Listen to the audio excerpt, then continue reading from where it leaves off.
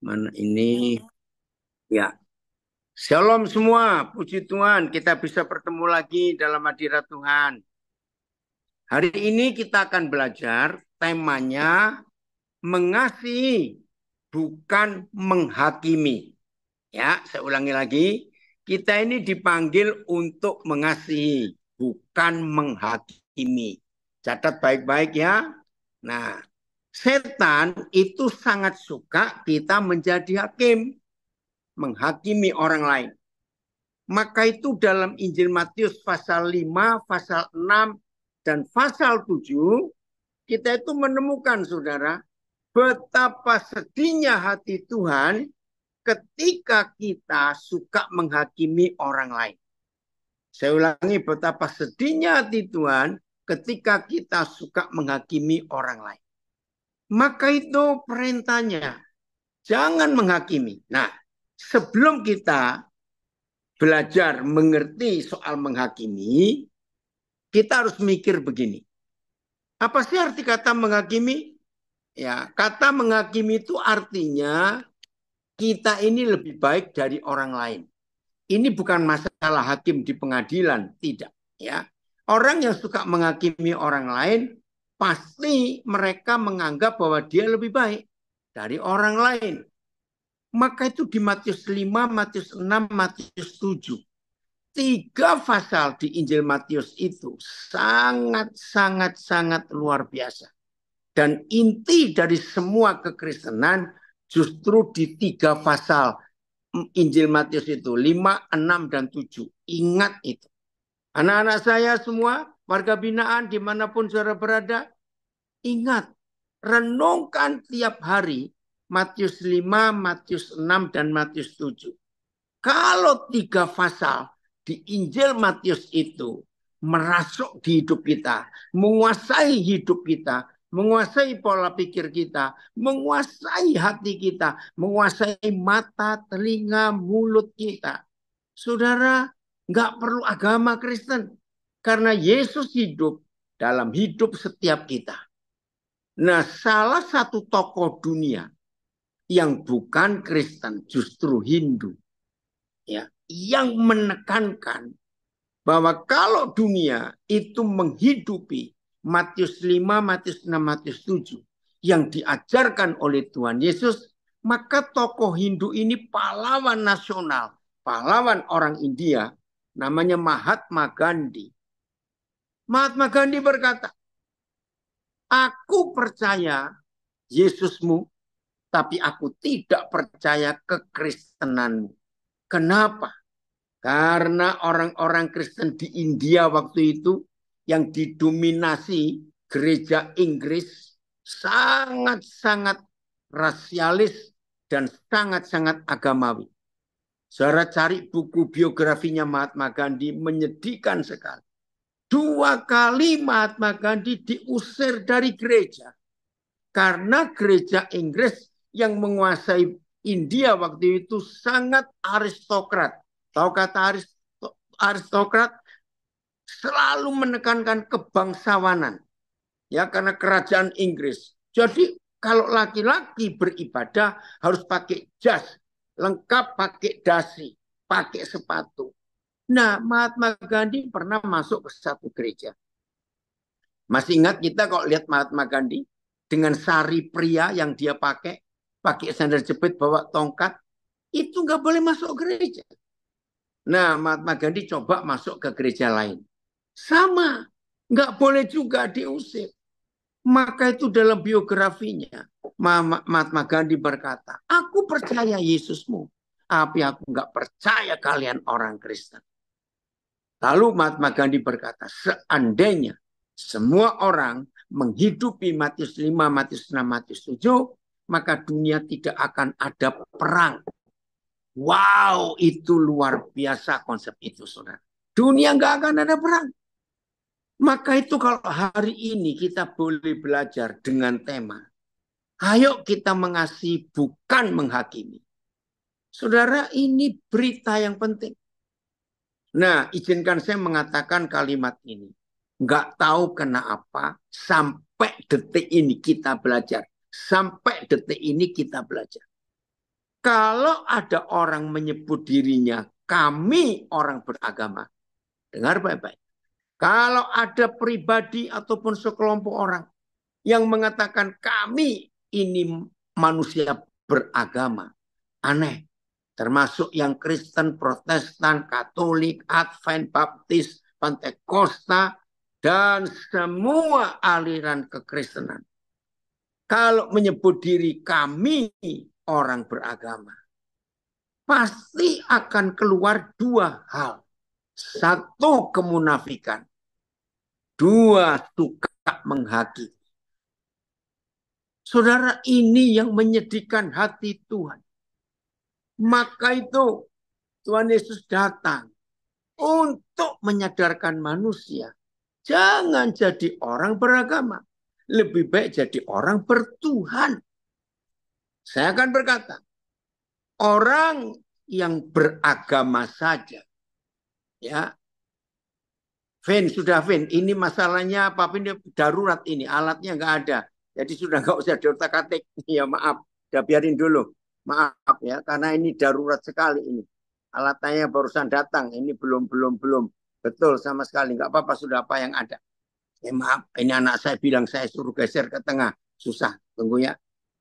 Nah, jadi kalau ada orang mengaku diri beragama, pasti keluar dua sikap. Suka menghakimi dan penuh kemunafikan. Maka itu saudara, jangan kita pernah menghakimi orang lain. Jadi menghakimi itu merasa diri lebih benar daripada kamu. Nah, ketika kita merasa diri lebih benar daripada yang lain, maka setan bekerja di situ. Mari kita renungkan prinsip yang sederhana yang Tuhan Yesus katakan. Coba Filipus carikan ayatnya di Matius 5. Dikatakan jangan kamu mengangkat telunjukmu untuk saudaramu. Ya, nanti bacakan keluarkan berapa ayat itu. Begini kata Tuhan Yesus. Kalau kamu bisa melihat ada selumbar itu potongan kayu yang kecil, ya, dari kayu digergaji atau kayu di pasrah, lalu ada yang kecil-kecil, ya, gerajen bahasa Jawanya, ya, ada selumbar, ya, kecil. Kamu bisa melihat selumbar di mata saudaramu yang di seberang laut, tapi kamu nggak bisa melihat balok di matamu. Wah, itu teguran yang luar biasa. Coba carikan ayat itu, Phil. Ya, saudara, ini kita harus tahu betul bagaimana Tuhan Yesus itu mengajar kita. Maaf, ada itu terjadi. Maaf, di dalam LP. Ya, dalam LP. Jangan tersinggung ya, papi ngomong gini pada anak-anak saya. Semua warga binaan. Sudah di dalam LP. Sama-sama senasib. Oh, Matius 7 ya. Makasih, bukan Matius 5, maaf. Sama-sama senasib di dalam LP. Ingat loh, saya sangat suka pelayanan di LP. Maka itu tahu ini. Tanjung Raja hadir ya, puji Tuhan. Sudah senasib dalam LP. Berani menghakimi saudaranya yang lain. Padahal dia di situ. Harusnya kita melihat kenapa kita ada di tempat ini. Bukankah karena kita bersalah?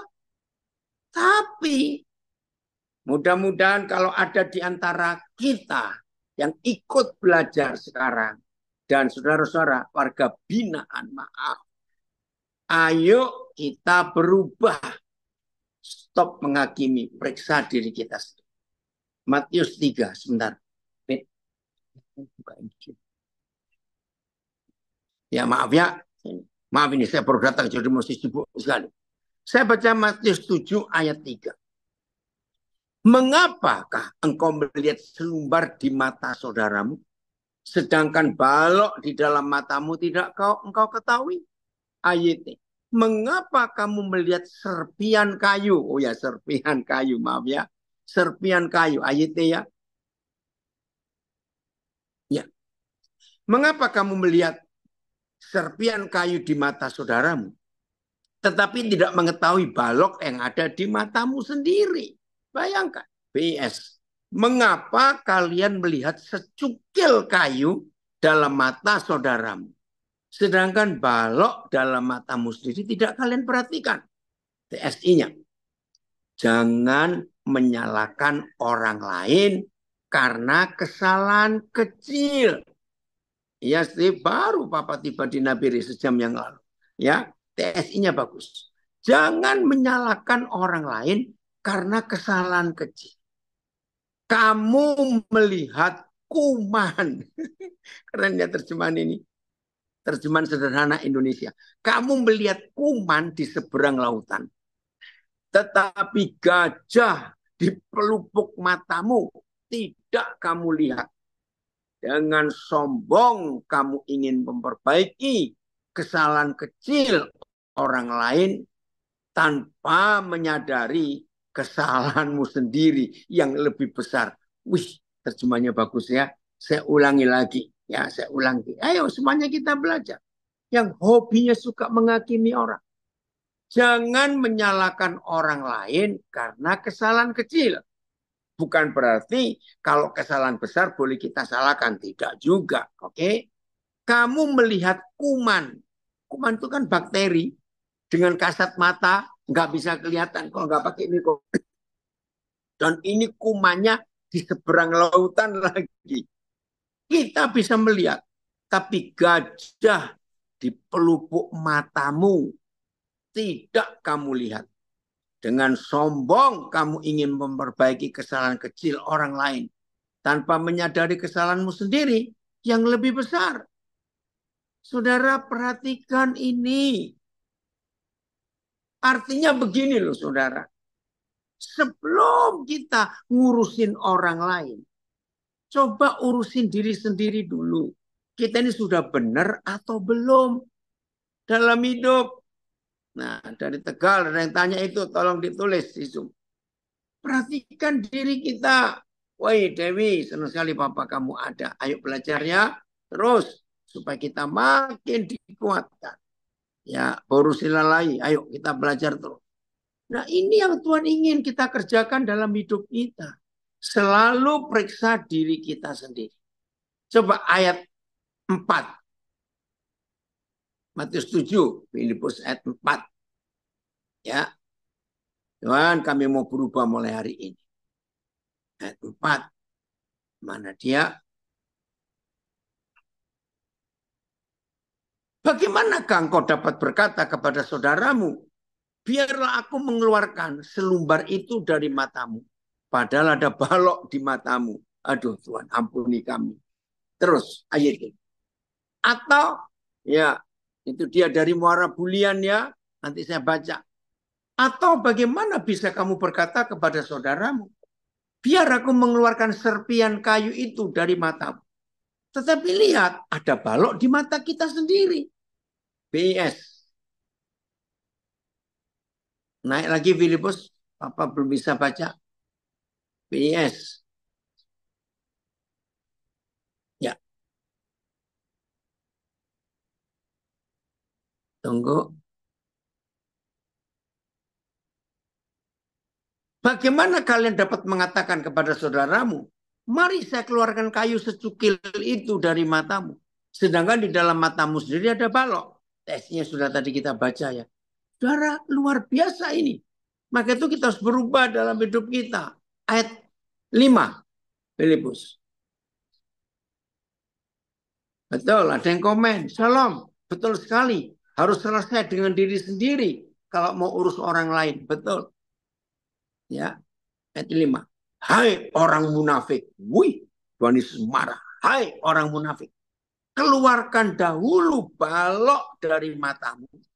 Maka engkau akan melihat dengan jelas untuk mengeluarkan selumbar itu dari mata saudaramu. Jadi penekanannya urus diri kita sendiri dulu. Ayat. Hai orang munafik.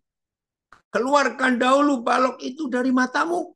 Dan kemudian kamu akan melihat dengan jelas untuk mengeluarkan serpian kayu dari mata saudaramu. Ampuni kami Tuhan. PS. Ya PS. Hai munafik, keluarkanlah dahulu balok dari matamu. Maaf. Hai munafik, keluarkanlah dahulu balok dari matamu sendiri. Barulah engkau melihat dengan jelas dan dapat mengeluarkan secukil kayu dari mata saudaramu. Jadi penekanannya urus diri kita. Maaf yang suka usil, suka ingin tahu tentang orang lain, suka ngurusin hari ini bertobat. TSI, hai kamu orang munafik. Bereskanlah dahulu kesalahanmu sendiri. Sesudah itu barulah kamu bisa melihat dengan jelas dan memperbaiki kesalahan saudaramu. Terima kasih Tuhan, terima kasih. Ini kehendak Tuhan atas hidup kita. Nah, yang suka usil bertobat ya. Ayat 6-nya, Filipus. Ayat 6. Coba lihat ini. Kiranya Tuhan menolong kita hari ini. Kasih itu lebih penting daripada menghakimi. Waduh, ini teguran yang gak enak sama sekali. Jangan kamu memberikan barang yang kudus kepada anjing. Dan jangan kamu melemparkan mutiaramu kepada babi. Supaya jangan diinjak-injaknya dengan kakinya, lalu ia berbalik mengoyak kamu. Ya, TSI-nya, TSI-nya. Langsung aja, TSI ayat 6. Tunggu, TSI-nya. Janganlah memberikan ajaran yang mengandung hikmat. Saya ulangi. Janganlah memberikan ajaran yang mengandung hikmat rohani kepada orang yang tidak mengenal Tuhan. Karena nanti mereka akan berbalik dan menyerangmu. Dan jangan membagikan pengalaman rohanimu kepada orang yang tidak bisa menghargainya.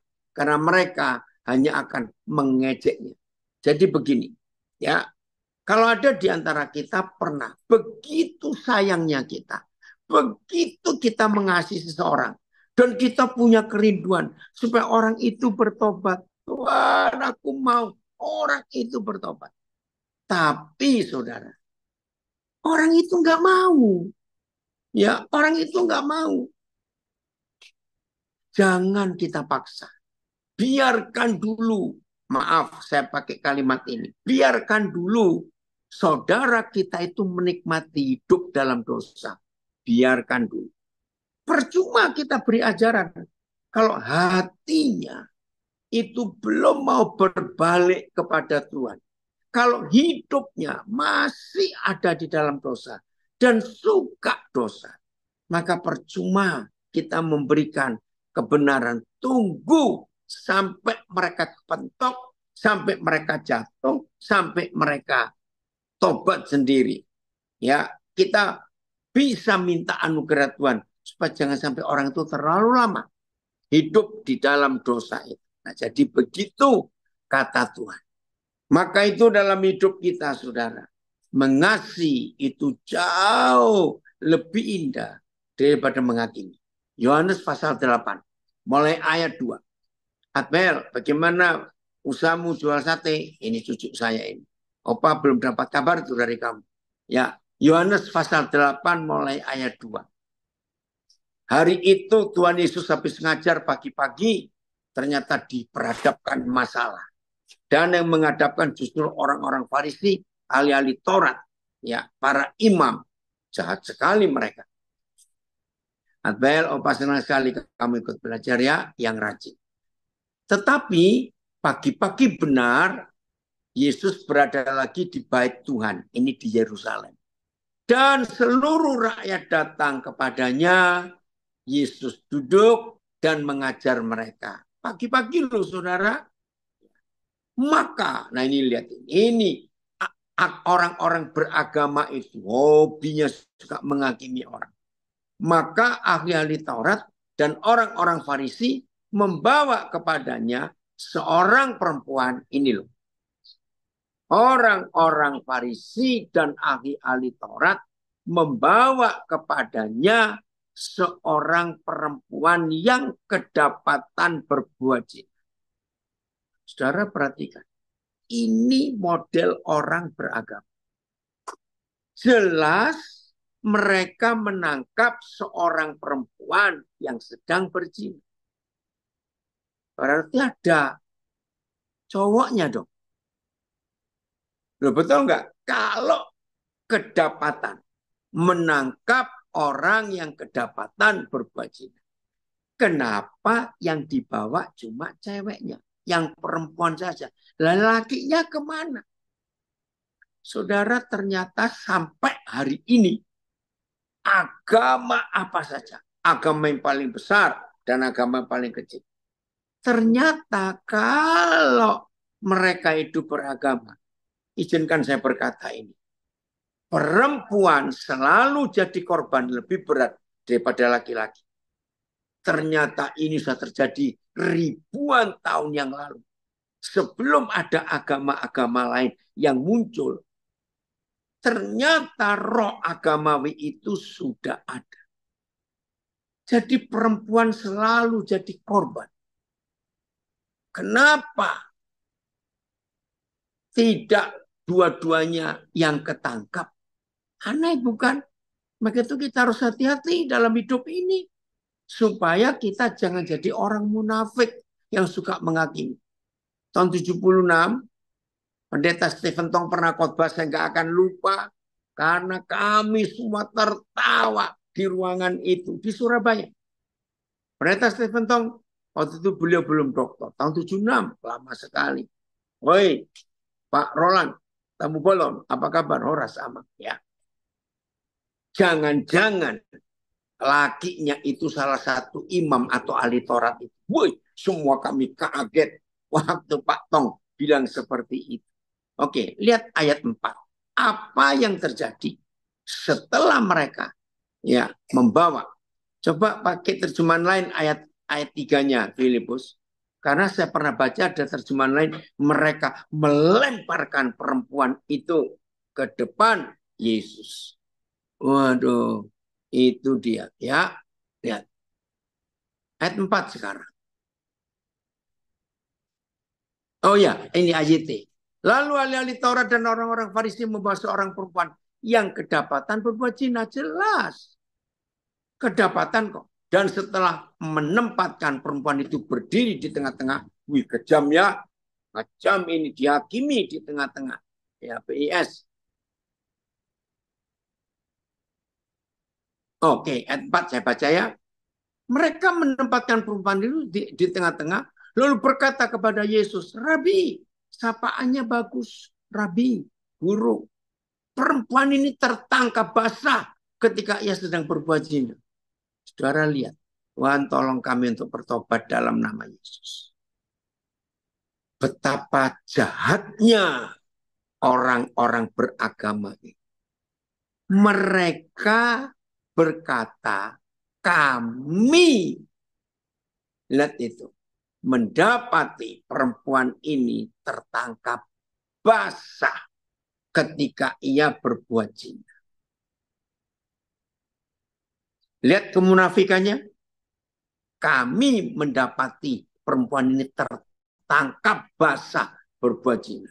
Ayat. Mereka berkata kepada Yesus, Guru, perempuan ini tertangkap basah ketika sedang berzina. Jelas, sedang berzina. Kenapa yang laki nggak dibawa? Kenapa hanya yang perempuan? Dan mereka merasa benar menangkap yang berzina. Tapi nggak adil. PS lalu berkata kepada Yesus, Bapak Guru, wanita ini kedapatan sedang berbuat zina. Kan jelas bukan? TSI lalu berkata kepada Yesus, Guru, perempuan ini tertangkap basah sedang berbuat zina. Terus ayat yang kelima, ya mana lakinya? Tertangkap basah kok. Maka itu stop, saudara, kita menghakimi orang lain. Lihat ke diri kita. Ya, Horas, ya. Oh, April ya nak? Oke, siap. Dapat cucu lagi saya. April, ya. Musa, nah lihat ini orang beragama modelnya. Tahu Alkitab, tahu hukum. Musa dalam hukum Taurat memerintahkan kita untuk melempari perempuan-perempuan yang demikian. Tuhan ampuni kami, kurang ajar betul orang-orang beragama. Beraninya mereka berkata, kami diperintahkan oleh Musa untuk membunuh dengan melempari batu perempuan-perempuan yang demikian. Lu mana lakinya? Ini loh ketidakadilannya. Oi, ini ada suara saya dari Jakarta. Kalau buat rawon enak ini. Halo, ya kami baru nyampe Nabi Revi, baru hampir 2 jam yang lalu. Kalau ingin tahu di Jakarta rawon enak mana, tanya saya kirim nomor teleponnya. Makasih ya, Vi. Oke ya, lihat nih. Ayat dalam hukum Taurat, Musa memerintahkan kita, memerintahkan loh, untuk melempari perempuan-perempuan semacam ini dengan batu. Apa pendapatmu tentang hal ini? Ini sadisnya orang beragama. Lakinya mana? TSI, langsung aja ya. Menurut hukum Taurat, orang seperti ini harus dilempari batu sampai mati. Tetapi menurutmu bagaimana? Saudara, ini jebakan. Lihat ayat yang ke-6. Ini jebakan. Jahat sekali orang beragama itu. Ya, sekalian promosi Tofi, karena muncul kok. Ya, nah, nama bisnisnya saudara kita ini Panggon Rawon, Rumah Rawon. Ya.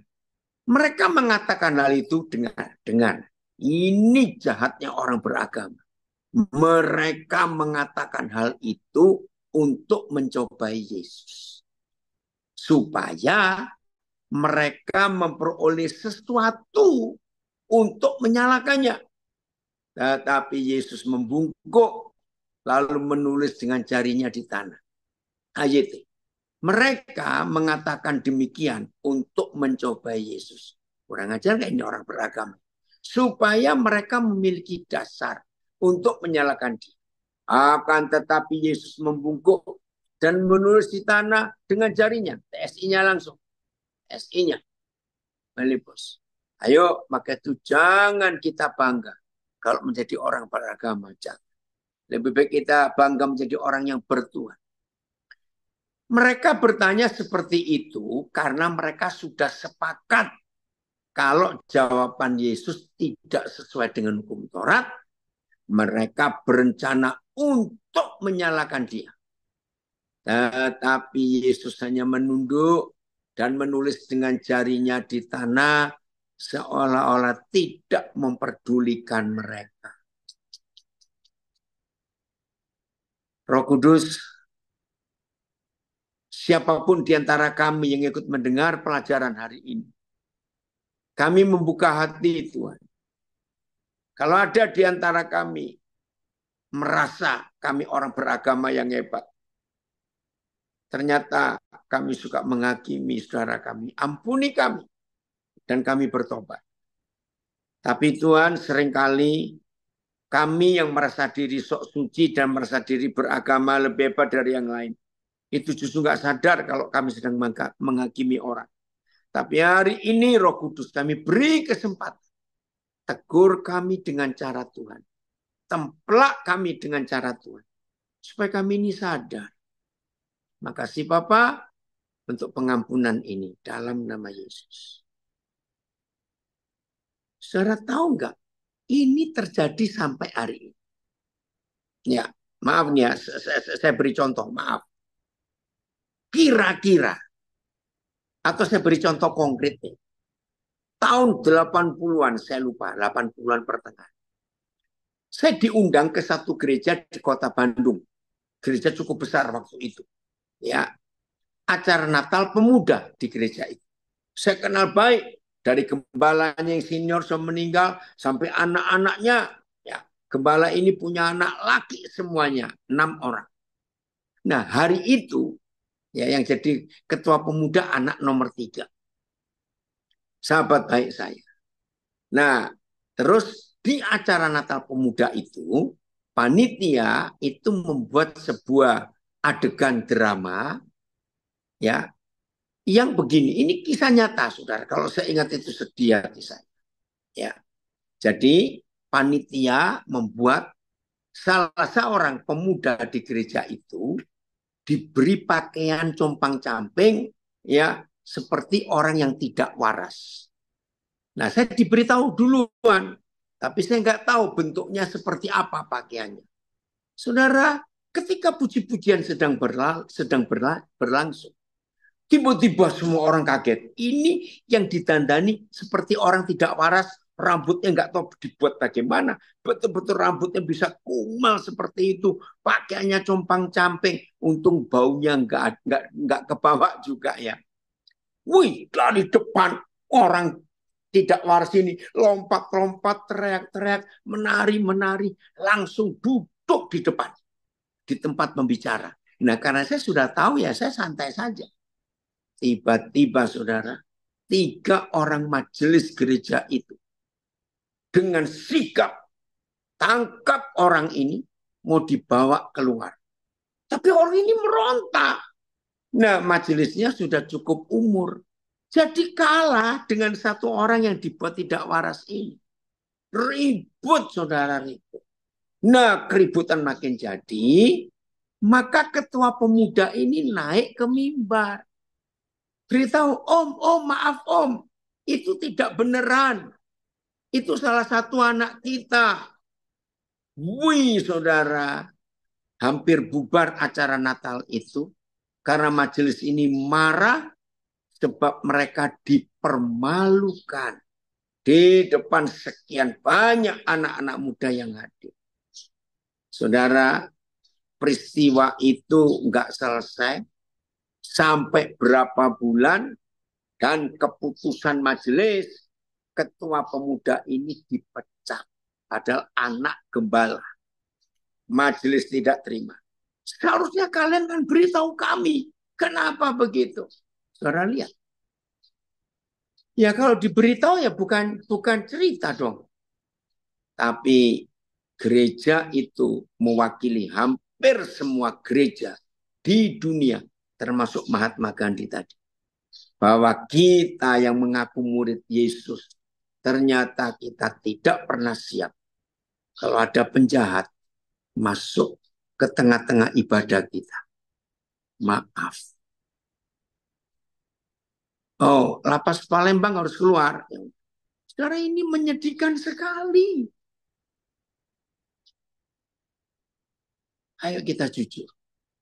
Lalu gereja itu untuk siapa? Kalau bukan untuk orang-orang berdosa. Betul tidak? Oke, coba tadi saya baca beberapa tulisan itu. Maka itu mulai hari ini saudara, ayo kita sadar ya supaya kita betul-betul jadi orang, waduh saya nggak bisa baca ini. Saya harus miring bacanya sekarang. Mana tadi ya? Benar banget itu Pak.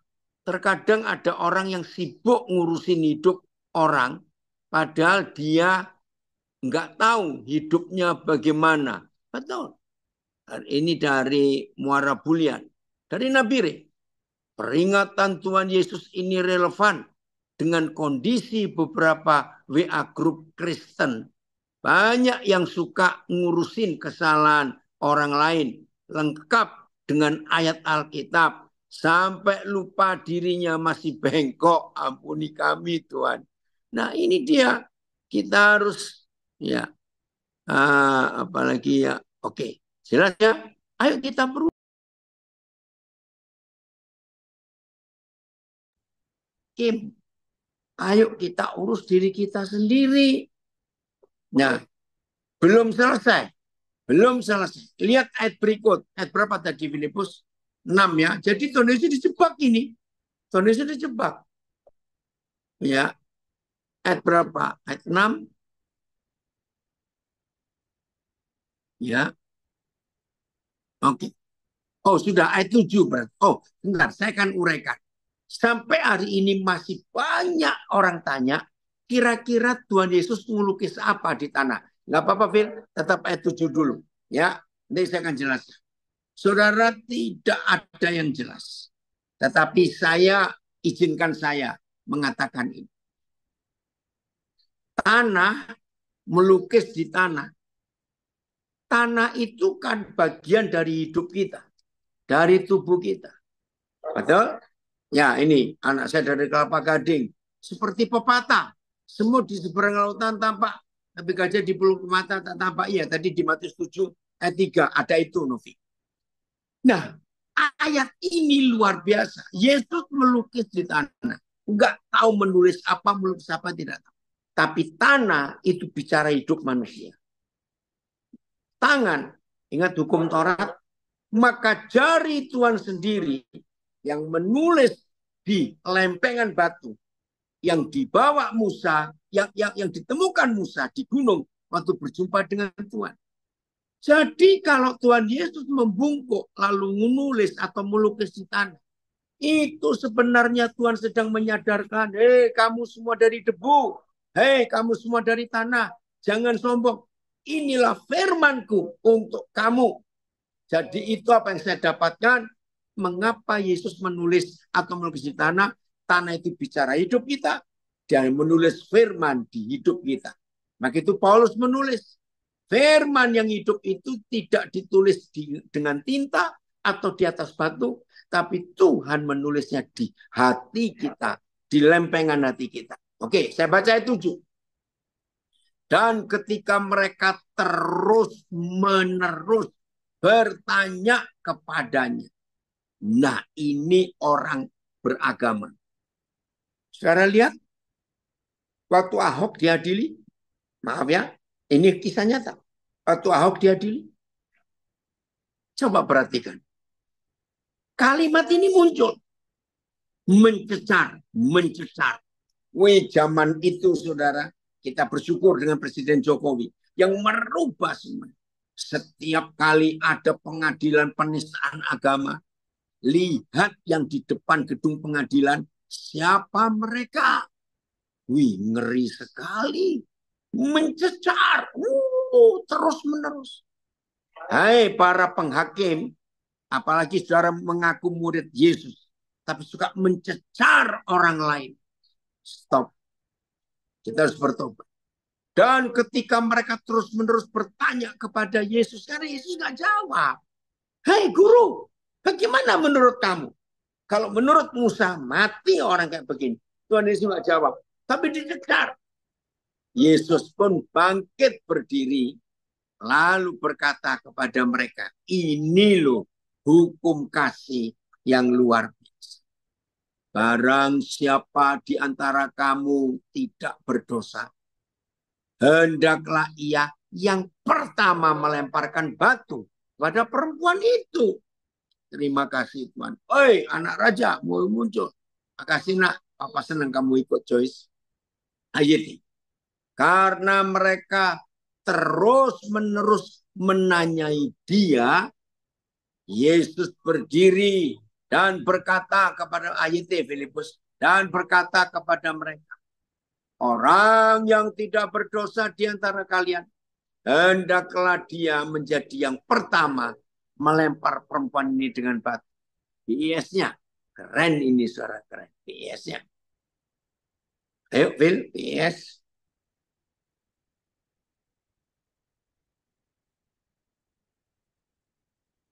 Phil, belum naik? Ya. Ketika mereka terus mendesak Yesus. Ya. Ya nggak apa-apa. Kerjakan dulu tugasmu, Sarbin. Ketika mereka terus mendesak, ia mengangkat kepalanya dan berkata kepada mereka, orang yang tidak punya dosa di antara kalian, biarlah dia yang pertama melemparkan batu kepada wanita ini. TSI, ketika para pemimpin masih terus mendesaknya untuk memberi jawaban, Yesus mengangkat kepala dan berkata kepada mereka, siapa di antara kalian yang merasa dirinya tidak pernah berbuat dosa, biarlah dia yang lebih dulu melempari perempuan itu dengan batu. Ini luar biasa. Oi, Medi, pelayan anak-anak yang sangat dahsyat di Indonesia. Dan sebentar lagi akan keluar negeri kamu. Setelah dari Malaysia. Ini fakta yang luar biasa. Ayo kita bongkar. Yang ayat 8 ini. Ayat 7, maaf ya. Tuhan, kami mau bertobat lewat ini dalam nama Yesus. Mari kita tempatkan diri kita kalau kita adalah imam-imam itu. Yang membawa perempuan yang kedapatan tertangkap basah berbuat zina, kepada Tuhan Yesus. Kalau kita adalah imam-imam itu atau salah satu dari imam itu. Saudara, ayo kita. Saya minta semuanya jawab ya. Boleh nulis. Yang di Facebook, Instagram, Zoom, silakan nulis. Ini penting untuk kita. Ya. Papa di Nabire, bagus. Ya. Ada anak saya ditanya. Kalau kita imam-imam itu. Kan Tuhan Yesus jelas berkata. Siapa di antara kalian yang merasa tidak berdosa, silakan lempar batu duluan. Jadi jawabannya luar biasa. Dia tidak menjawab hukum Musa bisa berubah. Tidak. Dia pun tidak menjawab bebaskan perempuan ini. Serba salah jawabannya. Kalau dia menjawab, lakukan seperti yang Musa perintahkan. Pasti diprotes. Loh, katanya kamu datang dengan kasih. Kenapa membunuh perempuan ini? Kalau Tuhan Yesus jawab, bebaskan dia. Karena Tuhan mengasihi dia. Wah, dia akan diancam penistaan agama. Kamu berarti berkompromi, berkomplotan dengan orang berzina. Serba salah. Tapi jawaban Tuhan Yesus luar biasa. Siapa di antara kamu, Pani, Ruhatat Matnya, kalau ada di antara kamu yang tidak berdosa, silakan lempar batu dulu. Ayo saya minta jawab. Ya, seandainya saudara, ya seandainya saudara dan saya, imam-imam itu ahli-ahli Taurat orang Farisi itu. Bisa nggak kita berpura-pura, aku nggak berdosa kok, jadi ngelempari duluan. Saya mau diskusi di bagian ini, karena ini indah sekali, saudara. Ya, ayo jawab. Kira-kira bisa nggak kita yang imam-imam atau orang Farisi ahli Taurat di situ, kan Yesus nawari, siapa di antara kamu yang merasa tidak berdosa, lempari duluan. Nah, saya tanya kepada saudara, bisa nggak di antara kita pura-pura aku nggak berdosa, terus ngelempari batu duluan. Ayo mana, cepetan. Saya ingin tahu itu. Ayo, kalau saudara nggak nulis, nggak jawab, saya nggak teruskan. Bisa nggak kita? Bisa. Ini dia, sudah nulis ya. Yang di Instagram. Ayo, yang mana? Yang Zoom belum, Facebook belum? Tidak, dari Cianjur. Oke, ada yang bilang nggak bisa lagi. Ya, oke, mana lagi yang lain? Satu lagi bisa. Bahkan kita sangat bisa dari Ngawi. Betul. Sangat bisa. Ya, bisa. Bahkan kita sering melakukannya. Oh, ampuni kami Tuhan. Betul.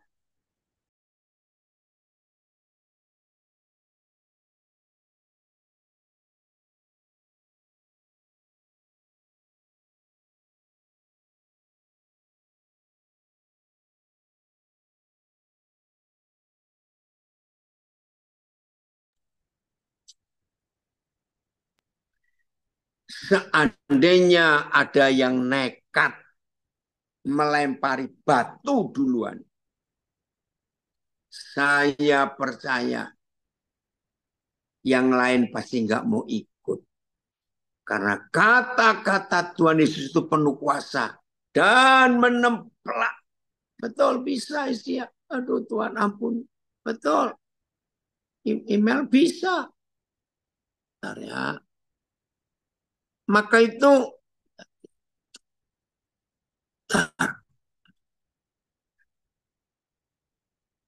maaf ada yang telepon. Maka itu saudara mereka jujur pada firman Tuhan. Ya, ada kok suaranya ya. Bisa dari Semarang, betul. Bisa aja. Oh, suaranya hilang. Enggak, udah. Tadi ada telepon masuk. Nah, jadi saudara, ayo mulai hari ini kita jangan menjadi penghakim. Tapi milikilah kasih. Ayat 9. Ya. Ya, suaranya IG hilang karena ada telepon masuk tadi. Udah. Udah ya, suara di IG saya dengar lagi.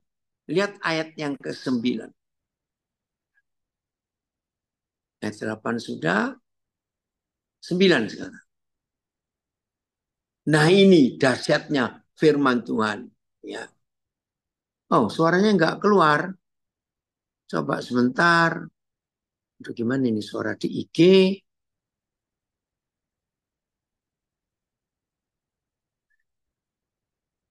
Masih belum keluar suaranya di IG. Nggak ada suara. Gimana ini ya? Tes, tes.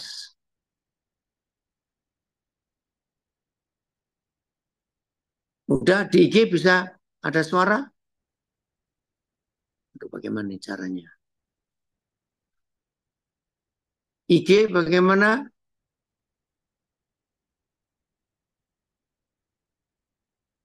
Nggak ada suaranya. Maaf, siapa bisa nolong saya? Saya nggak tahu ini. Tadi ada Masih telepon masuk. masih belum masuk, Pak. Suaranya belum ada. Oh iya, ini kalau saya keluar hilang nanti.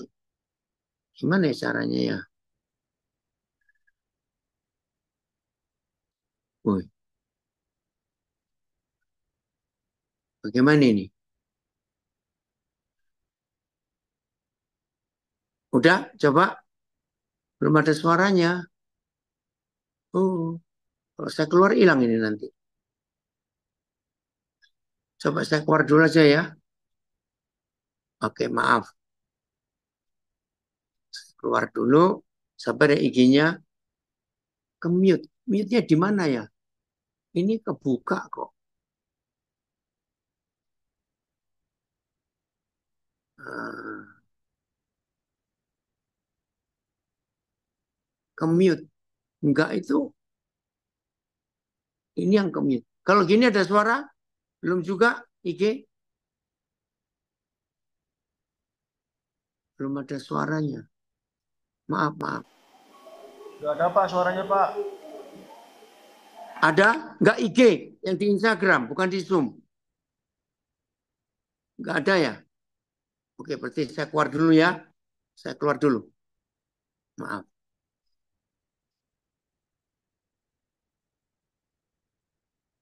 Bentar.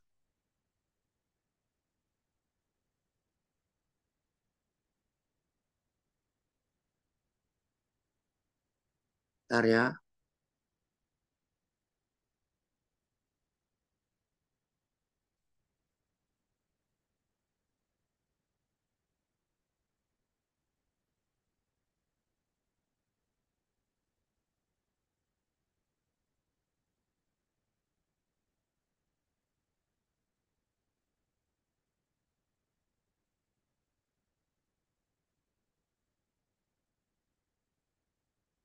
Oke.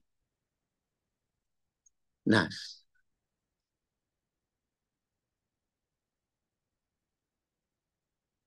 tes tes satu dua coba yang di Instagram bisa dengar suara saya. Tunggu ya, ini baru masuk lagi. Filipus bisa dengar yang di Instagram? Tolong ditulis. Phil sudah dengar yang di Instagram? Ya, Zoom jelas. Enggak, Sarmin. Ini di Instagram. Filipus, Filipus, Instagramnya Masih coba gimana? masuk, masih coba masuk, Pak. Tapi Filipus sudah masuk ini. Ada suara belum? Instagram? Nggak ada Pak. Hah? Enggak ada juga. Iya, malah Kali, kenapa?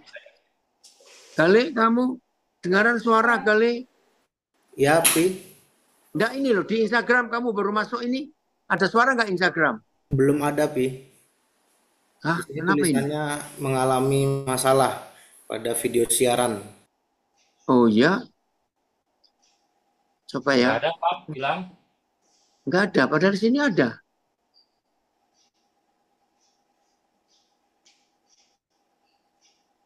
Tetap enggak ada ya? Nggak ada Pak. Waduh, gimana ini ya?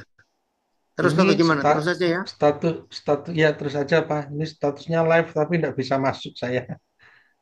Oh Iya ya, betul. coba-coba ulang lagi.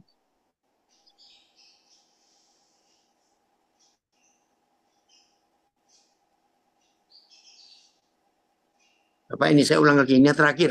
Kalau enggak, Tuhan tolong. Tes, tes. Belum ya. Oke, ya ini masuk lagi. Maaf, maaf. Gale, gimana kamu sudah masuk ini, Gale? Tapenson, ada suara enggak di Instagram? Masih Gale, sama, Pi. Belum sama terdengar ya? suara dan tidak ada gambarnya. Oh iya, yaudah, matiin aja ya. Tak ani, jalan dulu. Oke lah, lanjut ya. Oke, ayat 9, maaf ini IG-nya terputus. Tetapi setelah mereka mendengar, Yohanes 8 ayat 9, maaf. Tetapi setelah mereka mendengar perkataan itu, pergilah mereka seorang demi seorang, mulai dari yang tertua. Akhirnya tinggallah Yesus seorang diri dengan perempuan itu yang tetap di tempatnya. Akhirnya, saudara, semuanya pergi. Termasuk para pencecar, para penghakim tadi itu. Termasuk mereka yang menangkap perempuan itu, ketangkap basah berbuat zina. Pergi. Ya. TSI-nya, coba TSI-nya. TSI. Ntar saya tulis dulu.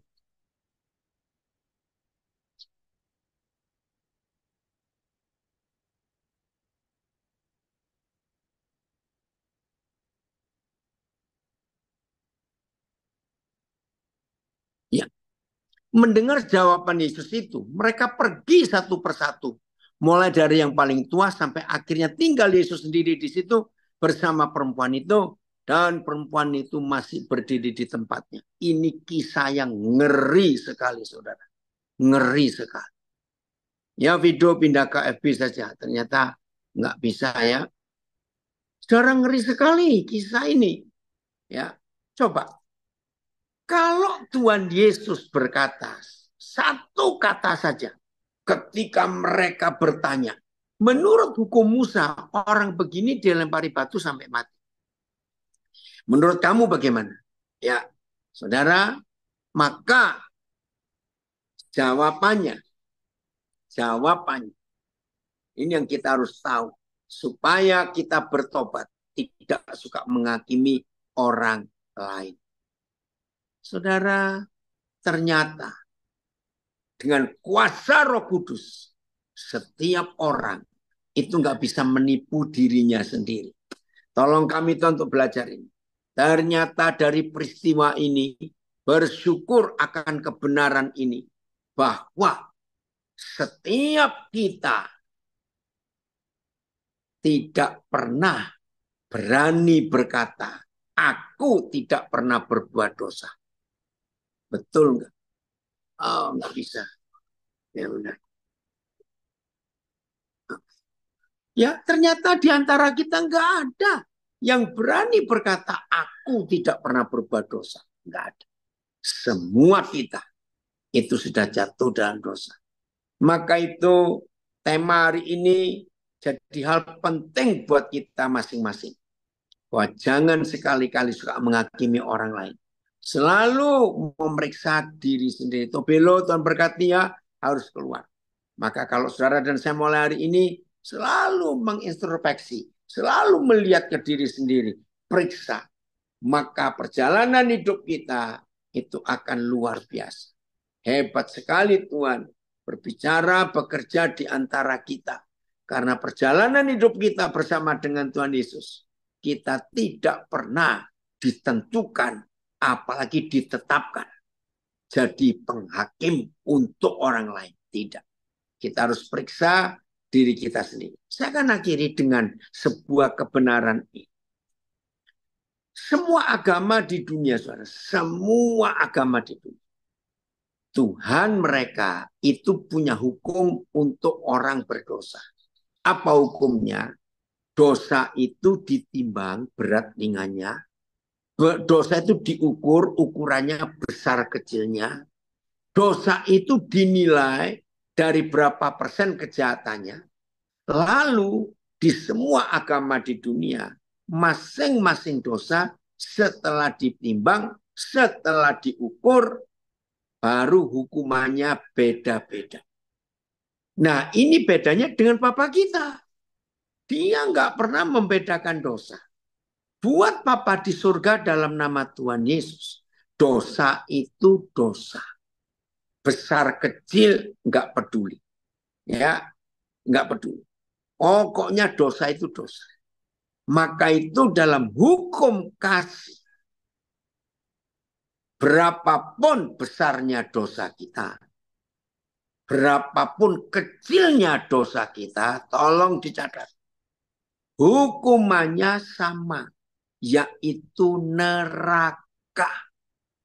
Dan nerakanya sama dalam. Kalau saya pakai istilah, nerakanya nggak seperti kolam renang untuk anak-anak ada yang dangkal. Tidak. Nerakanya sama dalamnya. Mau dosa kecil maupun dosa besar. Maka itu disarankan, dianjurkan, kalau berbuat dosa jangan tanggung-tanggung. Sekalian saja yang besar. Toh masuk neraka. Gini ilustrasi.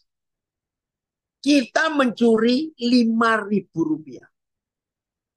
Dengan korupsi 500 miliar. Catat loh. Mencuri 5.000 rupiah dengan korupsi 500 miliar rupiah. Hukumannya sama, saudara. Hukumannya sama, yaitu neraka. Maka itu kan rugi kalau cuma mencuri 5.000. Maaf ya. Aduh, ini dia. Berzina. Itu nggak perlu ketemu orangnya. Wih, hukum yang aneh. Ingat Tuhan Yesus berkata, barang siapa memandang orang lain dan menginginkannya, maka orang itu sudah berzina dengan dia di pikirannya. Jadi berzina itu nggak perlu di tempat tidur. Nggak perlu. Bahkan nggak perlu ketemu orangnya kok. Cuma ngelihat dari jauh saja. Ampuni kami Tuhan. Begitu pula membunuh. Ingat, Tuhan Yesus berkata, barang siapa membenci saudaranya, dia adalah seorang pembunuh manusia. Dan tidak ada hidup yang kekal bagi pembunuh manusia. Jadi membunuh buat Tuhan itu nggak perlu menghilangkan nyawa orang, nggak perlu mencabut nyawa orang. Benci. Mungkin saudara berkata, aku nggak benci, cuma malas ketemu. Sama, itu juga pembunuh. Maka itu ketika kita tahu ada orang berdosa, sebelum kita ngomongin dosa orang itu, ayo kita periksa diri kita. Aku sudah bertobat belum? Aku sudah berubah atau belum? Yuk, mulai dari kita dulu. Maka dengan demikian, nggak ada lagi yang suka menghakimi orang lain. Terima kasih Tuhan untuk hukum ini. Selalu bereskan diri kita sendiri. Selalu. Jadi, kalau ada orang tidak berzina secara fakta, tapi menginginkan orang lain, maka orang itu sudah berzina. Maka itu saya tanya ya, jawab dengan dua hukum ini. Adakah di antara kita berani berkata, aku tidak berzina? Saya punya istilah, sependeta-pendetanya seorang pendeta. Jadi pendeta betulan ini. Matanya pun masih bisa kurang ajar. Saya takut dengan hukum ini. Sehebatnya orang Kristen, serohani-rohaninya orang itu. Kalau pernah tidak mengampuni, aduh, itu ngeri sekali. Oh, link Zoom-nya, tolong Filipos yang di Zoom ada yang tanya link Zoom atau kirim aja ya. Itu supaya ikut Filipos karena tadi yang dari IG itu nggak dapat. Ya, itu Vi, sebentar lagi. Nah, ini yang tanya link Zoom di Zoom, ini yang bakul rawon tadi, panggon rawon. Ya, bisa kontak. Nah, nanti malam ada yang beda juga Zoom-nya. Nanti malam ada 2 lagi, Vi. Ya, pakai 2 Zoom yang berbeda juga. Jadi jelas ya, maka tidak ada seorang pun di antara kita yang bebas dari dosa. Sebab semua kita sudah jatuh dalam dosa. Phil, tolong tulis. Atau siapa? Sarbin? Atau Yosep? Itu ada yang tanya Zoom di Instagram, di Zoom. Tolong ya. Oke. Jelas ya saudara? Luar biasa. Oke. Filipus jelaskan dulu. Kenapa milih tema ini? Nah, Ayo. ini yang pilih tema Galih, Pak. Oh, Galih, Galih ya. Galih kenapa? Enggak. Filipus sudah nulis link Zoom-nya yang Sungai Kehidupan? Ada yang tanya tadi Bu Vivi? Ya, sebentar Pak. Ya. Gali, sebutin kenapa milih tema ini? Mikir apa kamu? Ya kembali ini sih ya, ngelihat diri kita sendiri sih ya. Mana yang lebih dominan di dalam kehidupan kita? Apakah menghakimi atau kasih yang ada dalam hidup kita? Jadi ya melihat itu sih dalam diri kita. Ya terkadang kan tanpa disadari kita ini menghakimi orang lain, menghakimi Sangat sama sering. kita. Ya, tanpa kita sadari kita telah menyakiti hati Tuhan. Dan ya seperti tadi Papi bilang juga ada satu podcast seorang pendeta besar saya ngikuti dari awal sampai habis, bahkan seorang gembala besar pun ya, gembala pendeta besar, dia mengatakan bahwa ada Kristen palsu begitu.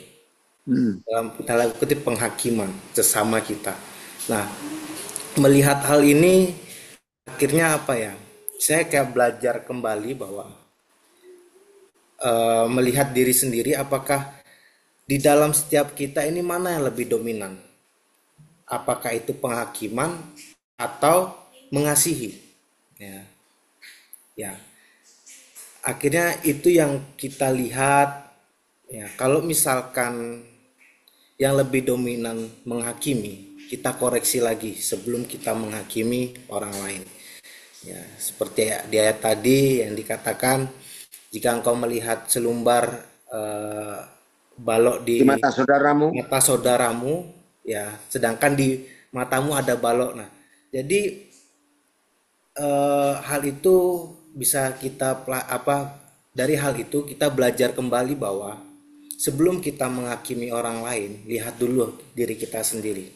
Apakah kita sudah baik? Apakah kita ini sudah benar-benar mengasihi sesama? Ya. Jadi ya apalagi ini apa ya, di dalam sebuah agama ini kan meskipun tidak semua banyak di dalam ajaran agama itu akhirnya mendoktrin jemaatnya atau pengikutnya untuk membenci sesama atau menghakimi sesama. Itu jelas, betul. Agama lain nih Salah. sesat, salah, nggak usah diikutin. Dalam tanda kutip itu penghakiman. Ya. Padahal yang Tuhan kehendaki ialah kasih, karena itu yang lebih besar, iman, pengharapan dan kasih. Ya. Dan kasih itulah yang lebih besar. Nah, sedangkan di setiap meskipun tidak semua, di setiap agama itu kadang ada pengajaran-pengajaran yang kurang tepat, akhirnya membawa kita kepada penghakiman tersebut. Ya, saya pernah menulis satu statement waktu Zoom-nya Papi itu begini. Jika di dalam agamamu kamu diajari membenci sesamamu, menghakimi sesamamu, berhentilah beragama. Ya. Belajarlah dulu mengasihi sesamamu, ya. Belajar dulu menerima sesamamu dengan kasih. Gitu. Ulangi Gali, ulangi supaya kita semua nangkap. Ya, jadi saya menulis statement begini. Jika setiap kita diajarkan di setiap kita dalam agama kita diajarkan untuk membenci dan menghakimi sesama kita, berhentilah beragama. Belajarlah dulu tentang mengasihi sesama kita. Ya, jadi ya kita belajar kembali bahwa bagaimana hidup kita ini memiliki kasih yang besar. Ya, memiliki kasih yang besar sehingga penghakiman di dalam diri kita itu akhirnya hilang. Ya mungkin itu sih Pi. Ya, puji Tuhan. Oke ya. Tuhan berkati kita semua untuk tema yang luar biasa. Ayo kita